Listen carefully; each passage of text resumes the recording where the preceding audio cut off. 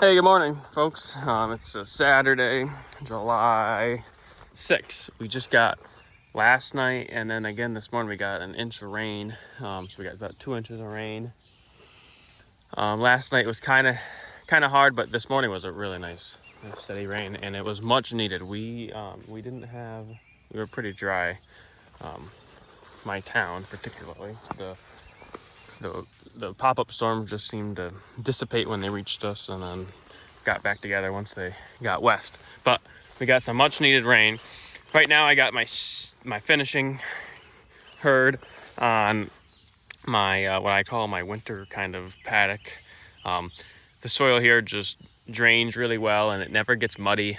No matter how much rain you get, it really never gets muddy. So I keep the cows here probably like mud season, starting in March, and I calve out my cows here just because it's a nice area to do that. So I just moved them here, these steers, and I wanted to show.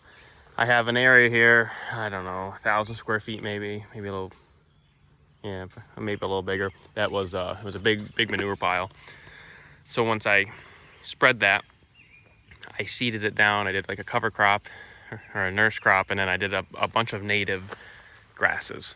And currently the only native grass I see is a cool season, but it's a wild rye, which is this. It's either Virginia wild rye or Canadian. Could be early. I'm really not sure how you tell, but it is very tall, very vegetative still, just going to seed.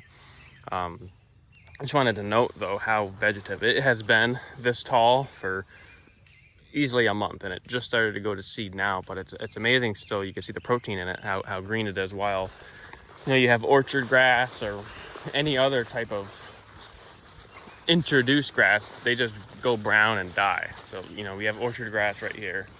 You can see it's at the end of its life cycle, and it just browns out and dies. And that native wild rye is just still as green as can be. I'm interested to see what the cows are gonna. I just moved them in here. They were down there, so they're working their way up. See what they think of it. Here I had to bush hog once already. There's a ton of thistles that were kind of on this manure pile, so I have an issue with them growing. So I'm just, before they go to seed, I kind of bush hog them and whatnot. This guy's going towards them. What do you think, buddy? Oh yeah, he likes it.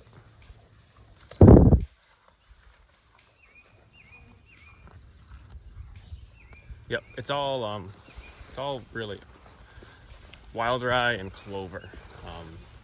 There was warm seasons. There was a bunch, a very diverse mix there. There's flowers and everything, but for whatever reason, this wild rye decided that it had the best conditions for it to grow. But I'm assuming that you can barely see the guy back in there. I'm assuming they're gonna go in here and they're gonna hammer this hard, I think. So they're gonna get a lot of hoof action, and that's gonna introduce other seeds that are in the seed bank to grow. So I'm very happy. I wish we could have this everywhere. I'm really big into natives. I feel like they're the best grass you could ask for. They're not only grass, but forbs too, legumes. Here is this is probably just cereal rye. I don't know though, actually. I don't know. I'm thinking it is because of the bluish tint to it. I don't think that is a native.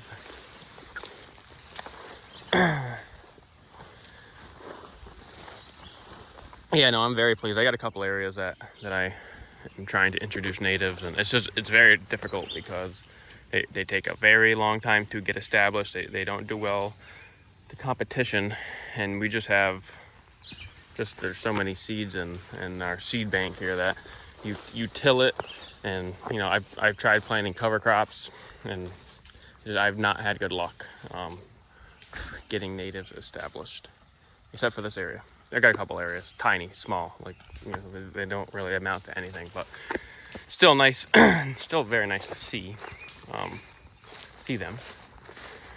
We got a lot of horse nettles here everywhere. as you can see, this flowering plant right here. I don't know, they're everywhere. So cows don't eat them, obviously. They're toxic. But I don't know I really don't know what to do. So I'm not really gonna do anything.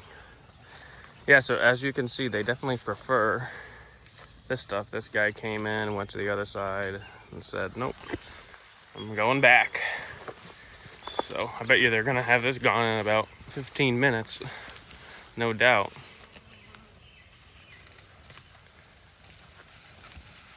They know, and they've never eaten any sort of native grass before. We don't have any except for here. It's first year.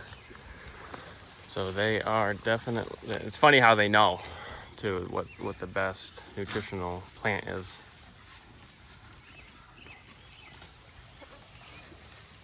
They're just hammering this stuff. And they're going for the seed heads too. That's where all the, once a plant puts its seed out, that's where all the energy is. So it'll be interesting to see. I'm sure they're gonna trample it to the ground, but if they eat the stalks too, or what. But they're just gonna hammer this tiny area right here, and it'll be flattened more than any other area.